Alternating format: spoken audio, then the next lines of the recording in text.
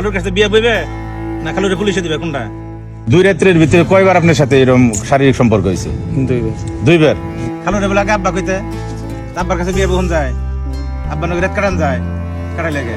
তোমার খালুর সাথে কি সম্পর্ক কও? হ্যাঁ, প্রেম করলা খালুর না? দুনিয়া লুকা চাল না, এত সুন্দর চেহারা তোমার। খালুর সাথে কতদিন ধরে প্রেম করো? প্রায় 5 মাস। 5 মাস। হিসাবে আমার সত্যি কিসের ভাগ্নি? অন্যায় করছে, নিজের স্বীকারোক্তি দিছে, এর আগে অনেক কিছু করছে ভাই, এখন সব কথা বলা যাবে না।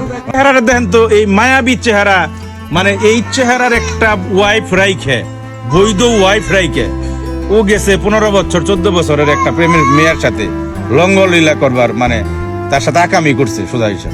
কবে নিয়ে গেছিলেন ভাই? শুক্রবার মাগরিবের পর। শুক্রবার মাগরিবের পরে নিয়ে গেলেন? 14 তারিখ আর কি, শুক্রবার মাগরিবের পর। কই থেকে নিয়ে গেছিলেন? এটা গোরাই থেকে। গোরাই থেকে? টাঙ্গাইল জেলার মির্জাপুর থানার গোরাই থেকে মেয়েটারে নিয়ে গেলেন? কই নিয়ে গেলেন? এটা নারায়ণগঞ্জে নিয়ে রাখছে। নারায়ণগঞ্জে নিয়ে রাখছিলেন? কয়দিন রাখলেন? ওইখানে আসলে আপনার শুক্রবার রাত, শনিবার, রবিবার, সোমবার, আর আজকে মঙ্গলবার। আচ্ছা, 5 দিন?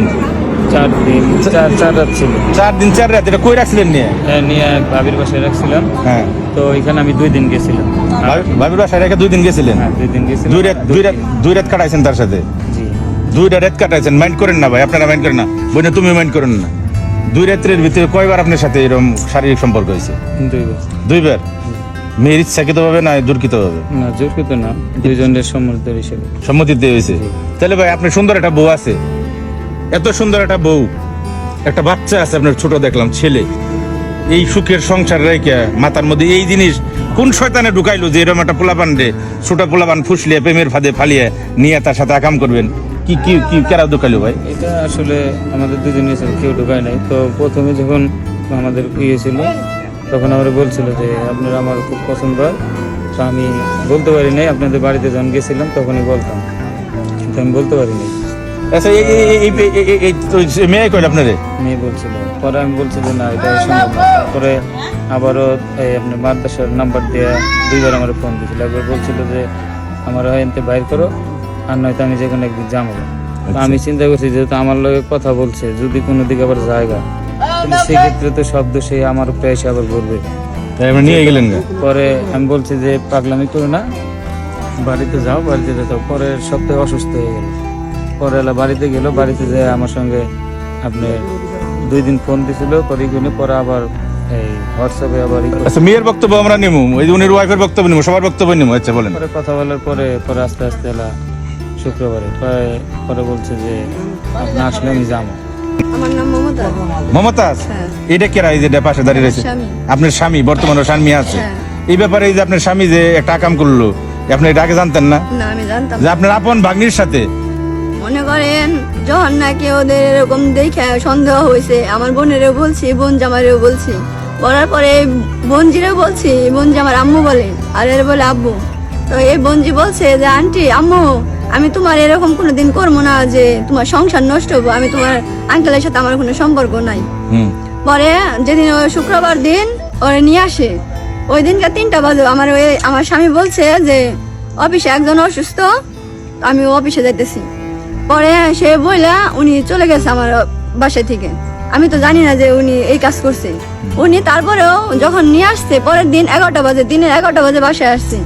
আসার পরে এই মেয়ে যে হারাই গেছে, রাতের বেলা আমি অনেকবার ফোন দিছি ওনারে, উনি ধরছে না। আমি তো জানি না। আপনার স্বামীরে ফোন দিয়েছেন? হ্যাঁ, মেয়ে হারাই গেছে। আপনি ভাগ্নি যখন হারাইছে শুনছেন, আপনি ভাগ্নি হারিয়ে গেছে, পায় না? হারাই গেছে, পায় না। আমার ওর আম্মু ফোন করে বলছে যে যদি মেয়ের তো মারছি, রাগ করে যদি যাওয়া পারে তা তোমার ওই জায়গায় নিয়ে রাখো, নাহলে তোমার নানুর ওই জায়গায় যেতে বলো যে ওই জায়গায় জানিয়ে যায়, অন্য কোনো জায়গায় না যায়। পরে আমি অনেকবার ফোন দিছি মেয়ে ফোন ধরে না, একবার রিসিভ করছে। পরে আমার জামাইরে না হলেও 10টা মতো ফোন দিছি, আমার জামাই ফোন ধরছে না, রিসিভ করছে না। পরে একটা মেসেজ দিয়ে কইছে যে আমার কাপড়ের সমস্যা অফিসে, আমি এখন কথা বলতে পারবো না। তারপরে তখন আর কি প্রেমিকার নগে লঙ্গলীলায় ব্যস্ত আছে, বুঝেন নাই? তখন তো জানতাম না। হ্যাঁ। এই কয়েকদিনও মনে করেন বলছে, আমার স্বামী বলছে ডাইরেক্টলি যে আমি যদি এর নিয়ে আসি আমার মায়ের সাথে জিনা করা হইব। তার মানে কি, আর মায়ের সাথে জিনা করা হইব? মানুষ কি অবিশ্বাস করতে পারে? আরে দেখেন আপনার কাছে পরে আইতেছি, কি সুন্দর দাড়ি টুপি দাড়ি আছে, নামাজ টামাজ পড়েন না? না দাড়ি খালি লেবাস পড়েন। তাহলে এত সুন্দর একটা হাদিসও দিয়েছেন আবার, হাদিসও ভালো জানেন মনে হয় আপনি। তো কি কি কি কি করুন না বাবা, আপনার কি করা উচিত কোন তো? আপনারা সবাই ও দুষ করছে, ওর দুষের শাস্তি দেন। শাস্তি দেওয়ার অধিকার মনে হয় প্রশাসন দিব। শাস্তি প্রশাসন আছে, পুলিশ আছে, দেশে অনেক কিছুই আছে, হ্যাঁ, ওনাদের কাছে তুলে দেন, ওনারা শাস্তি দিন। মানে আপনার স্বামী যে একটা আকাম করছে, মানে এরকম ভাই আমার জীবনে অনেক কিছু হয়েছে, আজকে থেকে 10 বছর ধরে সংসার করতেছি, এরকম ইতিহাস আরো আছে না? এরকম অনেক ইতিহাস আছে যা বলা যাবে না। নিজেরটা নিজের কাছে থাক, ও এখন যেটা করছে এটা নিয়ে ও শাস্তি পায়। আগে পরে কি আরো করছে? হ্যাঁ, বোঝা গেছে। পরে করছে, সম্পর্ক করছে, কিন্তু এরকম কাজ করে নাই। মানে কি জানো না আর কি। বাইরে করছে, পরিবারের ভিতরে ঢুকে নাই। জানি না। বাইরে করছে, পরিবারের ভিতরে ঢুকে নাই, এবার পরিবারের ভিতরে ঢুকে আছে। কখনো স্বামীর নিকে মায়া আছে?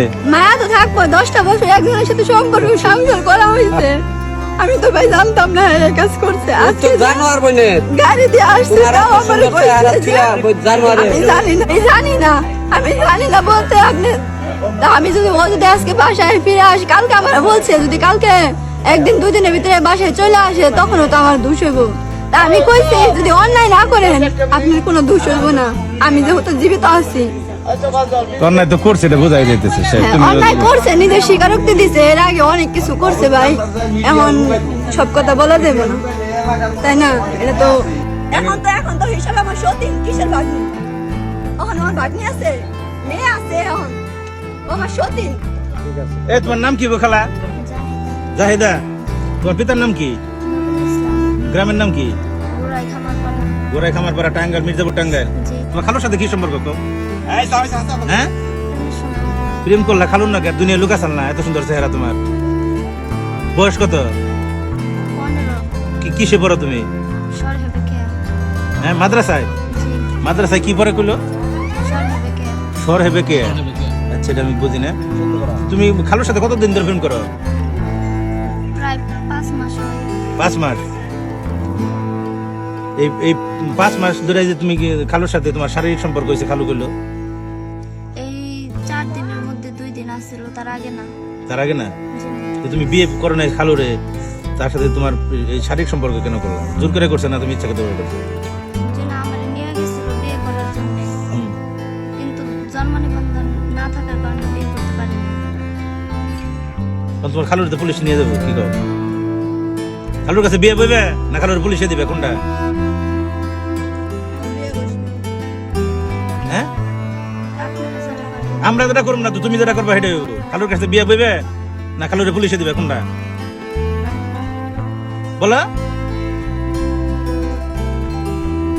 বলো না কে? বলো। খালুরে কি করবা? খালুরে জামাই বানাবে, স্বামী বানাবে না খালুই থাকবো? খালুরে লাভবা কইতে? খালুরে বলে আগে আব্বা কইতে? আব্বার কাছে বিয়ে বহুন যায়, আব্বা নগর রেত কাটান যায়, কাটাই লাগে। তোমরা এই সমাজটা নষ্ট করতেছো। তোমার আমি মাস্ক পরিয়ে বক্তব্য নিবার গেছিলাম, তোমার খালায় নিতে দিল না, মাস্ক তোমার কাছে ছুটিয়ে নিল। কারণ তোমার খালার কথা হইলো যে আমার সংসার যখন আমার বাগনি নষ্ট করছে, তাহলে তো আমার বাগনির সেফ রেখে কোনো দেখার সুযোগ নেই। তো এই কাম আমার কোনো সম্পর্ক নাই, ও আমার ভাগ্নি না। তুমি এই দিনে একটা খালুর সাথে বয়স্ক মানুষ, ও যেহেতু মনে করেন জানা শোনা সত্ত্বেও এই কাজ করছে, ও আমার কেউ না। ওর আমি বলছি যে তুই এই কাজ করিস না। আমি যখন ওদের বাড়িতে যাই, গত 15 তারিখে গেছি ওদের বাড়িতে, যাওয়ার পরে ও আর ও দুজনে বসে থাকে। আমি গেলে পরে আবার কি, আন্টি তুমি ডিস্টার্ব, আম্মু তুমি ডিস্টার্ব, তুমি এ জায়গায় আইসো না। রাত্রে 12টা পর্যন্ত এক জায়গায় বসেছিল। তখনই তো প্রেম চলতেছে। তখন তার আমরা জানতাম না যে এদের সম্পর্ক আছে। আপনার তো ওই পর্যন্ত ই দেওয়া হয় নাই যে পোলাপান মানুষ আমার সামনে। পোলাপান, আব্বু আছে। আমরা দুঃখ থাকে চিরকাল। খালা তোমার কপালে দুঃখ আছে, আমি দিয়ে আসলাম হয়ে গেলাম এই ক্যামেরার সামনে। কারণ তুমি অল্প বয়সে পাকছো, তোমার কপালে দুঃখ আছে, এটা মনে রাখবে।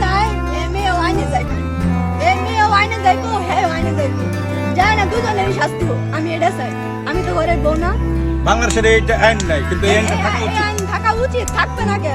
এ- শাস্তি দুজনে যদি কাজ দুজনেই করছে, অসৎ কাজ দুজনেই করছে, শাস্তি দুজনেই পাইবে। এটাই হওয়া উচিত। এটা হওয়া উচিত, কিন্তু বাংলাদেশের এটাই আইনে তো হবে। এটা নাই বই। এটা হতে হইব। এই আইন তো বাংলাদেশে মৃত্যুদণ্ড, ফাঁসি চাই, আমি বিচার চাই, আইনের কাছে বিচার চাই। আমি বিচার চাই, কারণ কোন মায়ের জানি সন্তান এইভাবে আর ধর্ষিত না হয়। আমার মেয়ের জীবনটা নষ্ট হয়ে গেছে, আমি চাই আমার ফুল নষ্ট হয়েছে হয়তো আমার খালি কারো মার বুক জানি এইভাবে নষ্ট না হয়। তারেক জিয়ার কাছে একটা আবেদন, আমার একটা অনুরোধ যে আমি ফাঁসি চাই। আপন ভাগ্নির লগে আকাম করে ধরা পড়ছে খালু, পাবলিক ইচ্ছা মতো বেতানি দিছে, দুইজনেই হাঁটতে পারতেছে না। এই হচ্ছে অবস্থা। সর্বোচ্চ শেয়ার করবেন, কমেন্ট করবেন।